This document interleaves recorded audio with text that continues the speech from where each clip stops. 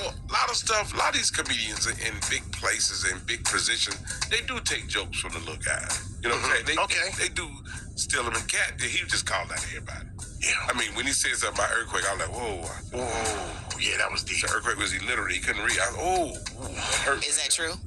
No, that's not true. I thought you were talking about me. You know what I'm saying? I know he ain't finna call me. I can't read that good. But he did his thing, and his ratings gonna be good. His tickets gonna sell out. Tickets is going for them. Yeah, they jacked the prices up. Of course. So, in your opinion, is Katt Williams relevant to you? I think so. Okay.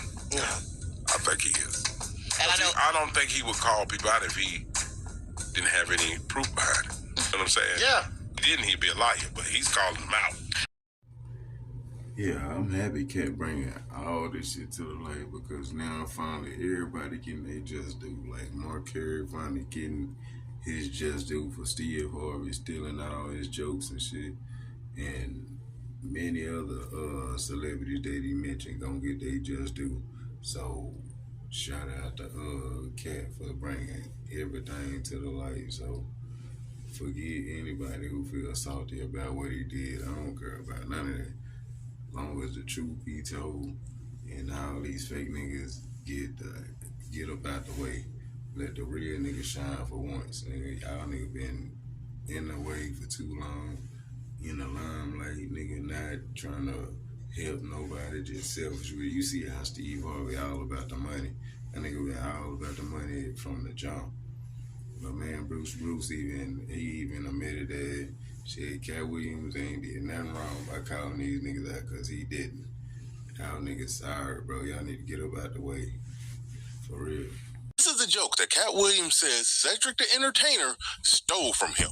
We are going to do a side-by-side, beat-by-beat comparison as well as a little research to get an official answer to whether or not the joke was truly stolen or just a little similar. Katt Williams' premise: black people listen to their music so loud that they can't even hear it when their car turn off. Cedric the Entertainer's premise: black people could fly a spaceship to the moon like a 72 deuce and a quarter. Now, the first obvious similarity is that they both start out bouncing to music the same exact way. The next obvious similarity is how they are turning the wheel. That's almost identical, but Cedric the Entertainer is turning it a little wider because he got a bigger spaceship wheel.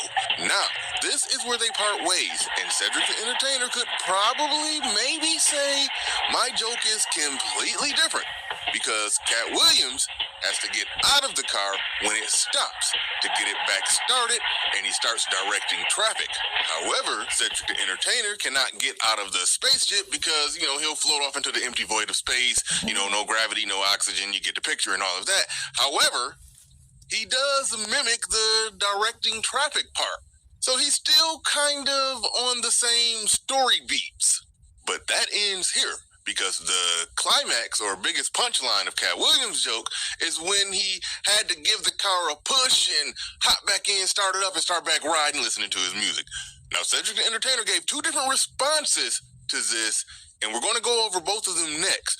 But the part that was the most different was how Cedric the Entertainer had to end his joke saying that black people only turn down their music when they got a parallel park. So he turned down the music and parallel parked the spaceship, then cranked the music back up. Now, finally, this was the first of Cedric the Entertainer's two different responses. What up, y'all? What's up? I'm going to address this Katt Williams thing one time, man. I saw people on there really commenting about that. Look, I have no idea what this brother is talking about.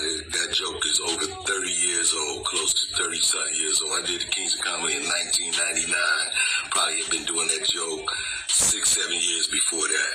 I don't even know if Katt was doing comedy then. So, again, he's a talented brother. I have no idea what he's talking about. I've never seen Katt do a space shuttle joke. So, there may be something that he believes is true. I've written a lot of jokes. I've had a lot of comedians steal my jokes as well.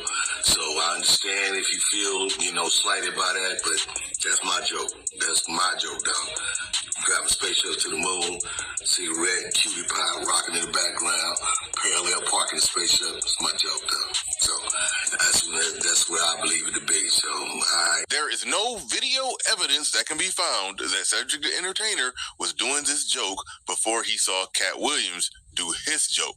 It is clear and obvious that he was at least inspired by Katt Williams' joke, but he gave it a different setup, moved it to outer space with a completely different ending, but the beginning and the middle parts of the joke were similar in terms of style.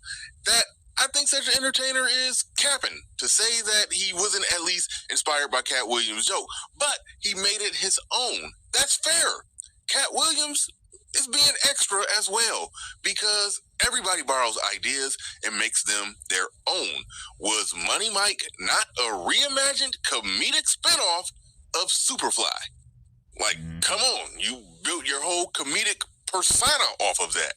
This was Cedric the Entertainer's final reply. He says, revisionist history, regardless of whatever Katt's opinion, my career can't be reduced to one joke Katt Williams claims as his. I've been in over 40 movies. My specials, my brand speaks volumes for who I am. The people I've put on, including Cat in the Hat at the Gibson Amphitheater. I hope I said that right. And he goes on to say all that tough talk is corny. I'm a grown man, dog. And none of that mess gonna go like you think. You do you, and I got this over here. And yeah, Katt Williams talking tough is kind of corny because, we did see him get, folded up by a teenager that one time. I mean, okay. Anyway, if you'd like this video, you'd definitely like this video.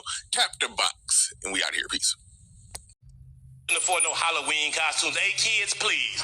Mama sent us down to the liquor store, put boxes on us. We didn't know what we were. I don't know what we are. I don't know. She didn't tell us.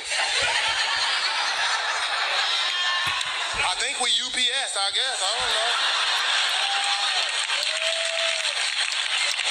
Every Halloween, I had the same outfit on. Every year. I just had a brown box. I wasn't nothing sad. I just not asked my father, could I have a new outfit? And he said, no, just wear the same one. And it was just a brown box. And he just tell everybody I was a U.P.S. Geneva, you don't understand. When one man steals another man's mascot, it is the duty of the second man, which would be the stealee, to retaliate against the stealer. Halloween was a trip. Halloween, we couldn't afford no Halloween costumes. Hey, kids, please. Mama sent us down to the liquor store, put boxes on us. We didn't know what we were. I don't know what we are. I think we U.P.S., I guess. I don't know. Every Halloween, I had the same outfit on. Every year. I just had a brown box. I wasn't nothing sad. I just not asked my father, could I have a new outfit? And he said, no, just wear the same one. And it was just a brown box. And he just tell everybody I was a U.P.S. man. So my thing is, you don't have to do that, homeboy. Right. So, motherfucker, you made enough money, bitch ass. You made enough money. You did enough. Why are you on my material? Excuse me, fake principal. Cat is hot. Please put your hands together for Katt Williams. Saying you are not supposed to be at the gas station making life decisions. Can't even pump gas like you used to no more. If you put $15 in your tank, you had time to bond with your vehicle. You had time to put the nozzle in and put the nozzle in there and hit it. Set the clicker and look through your car and clean off the dashboard and be sitting there talking, be on your phone. Hey, what's happening? Be walking around, cleaning the windshield. Run in the store and get some Pringles and a Snapper, and it'll still be pumping. Okay, you go in there, bring me a wine cooler. Bring me a cooler, dog. Not no more. You can't even turn around good for that son of a bitch click. As soon as you put it in, just click, click. Get in there and start it up, and you can't believe that damn needle is a quarter tank of gas.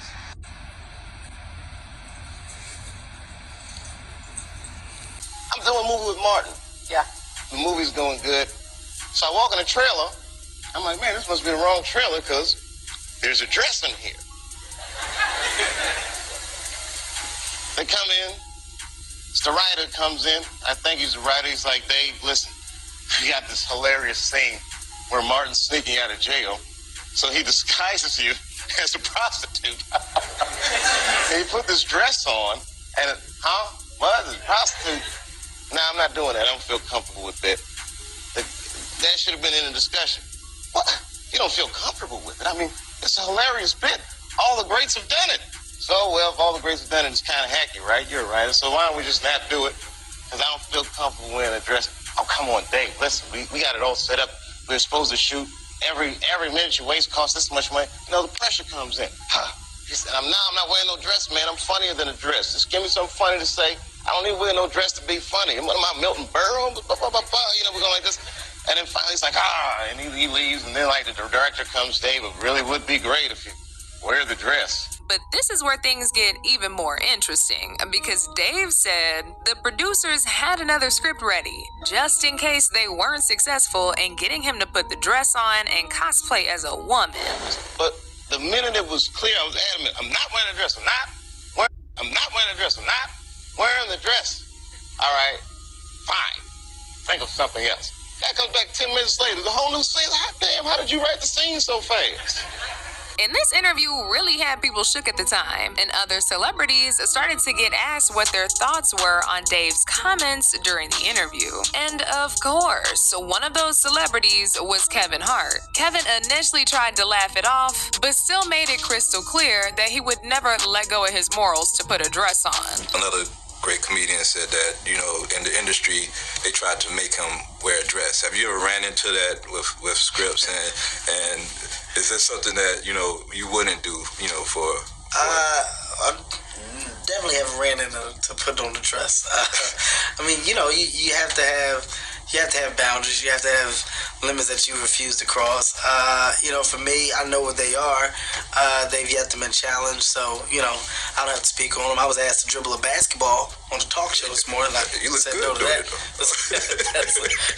Not that was a dress, but I was like, no, I'm gonna look stupid. At the end of the day, you gotta know that you're a brand. I'm a brand.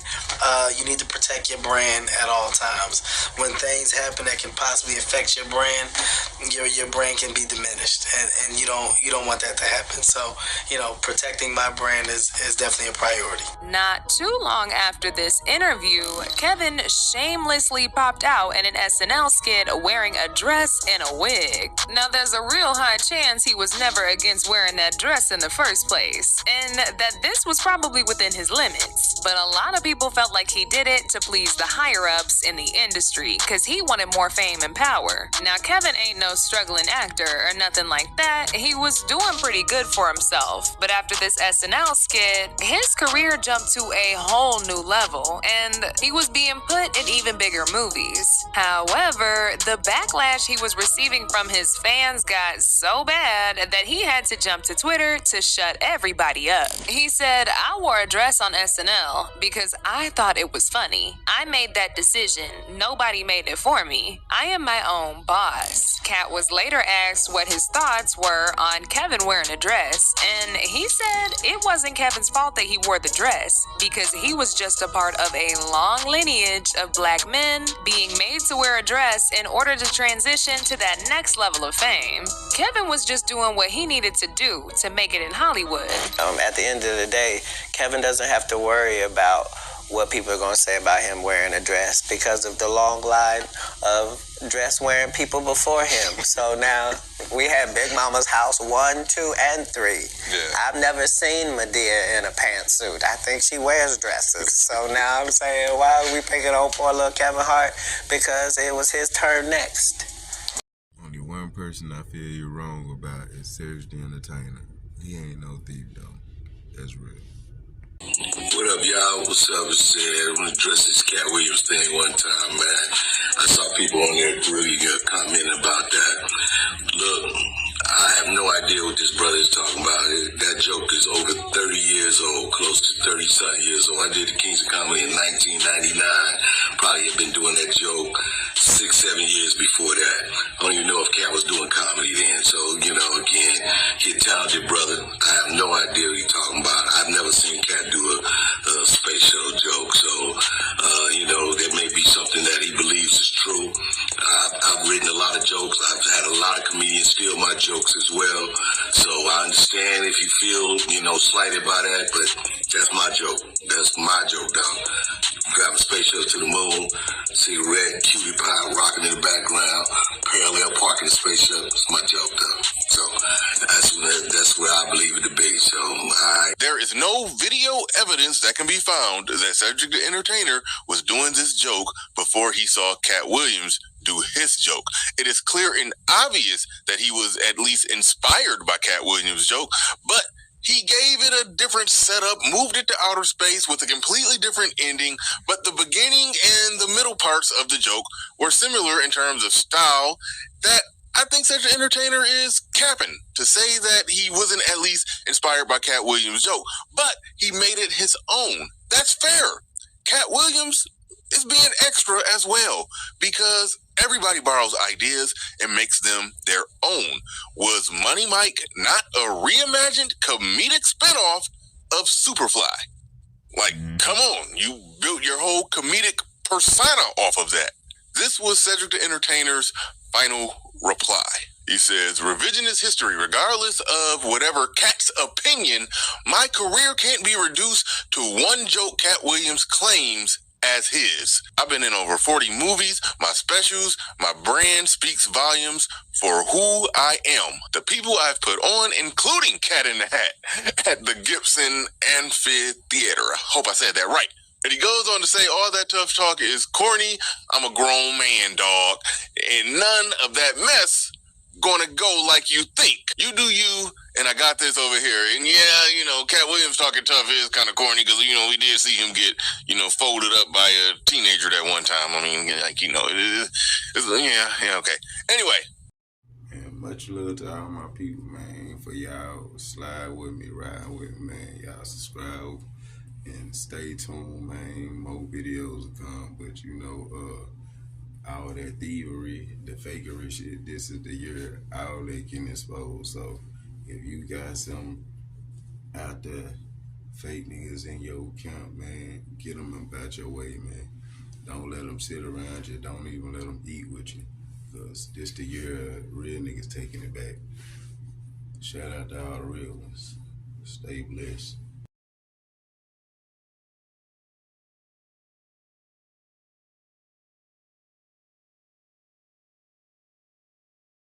It's the same fucking joke. That's it, the call. There ain't no way around it. Regardless of what you keep saying. Excuse me. Mr. Cooper had it first. If he did it first, that mean that nigga stole it. Every Halloween, I had the same outfit on. Every year. I just had a brown box.